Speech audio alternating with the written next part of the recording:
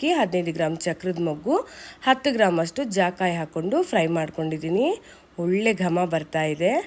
30 gram ಅಷ್ಟು ಚಕ್ಕೆ, 30 gram ಲವಂಗ ತೊಗೊಂಡು ಫ್ರೈ ಮಾಡ್ಕೊಂಡಿದ್ದೀನಿ. 10 ಗ್ರಾಮ್ ಅಷ್ಟು ಪಲಾವ್ ಎಲೆ ತೊಗೊಂಡಿದ್ದೀನಿ, ಇದನ್ನು ಫ್ರೈ ಮಾಡ್ಕೊಂಡಿದ್ದೀನಿ.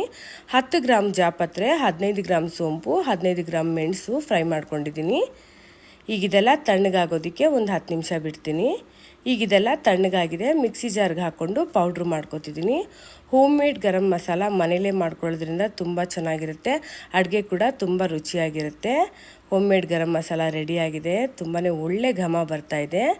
ಈಗ ಇದನ್ನು ಜರಡಿ ಹಿಡ್ಕೋತಾ ಇದ್ದೀನಿ. ತುಂಬ ಸಾಫ್ಟಾಗಿದೆ ಪೌಡ್ರು. ಈ ಪೌಡ್ರು ಬಂದು ನನಗೆ 3 ರಿಂದ 4 ತಿಂಗಳು ಬರುತ್ತೆ. ಒಂದು ಟೈಟಾಗಿರುವಂಥ ಗ್ಲಾಸ್ ಕಂಟೈನರ್ಲ್ಲಿ ಹಾಕಿದರೆ ಕೆಡಲ್ಲ.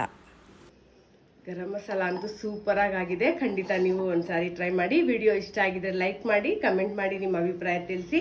ಫಾಲೋ ಮಾಡೋದು ಮರಿಬೇಡಿ. Thank you so much for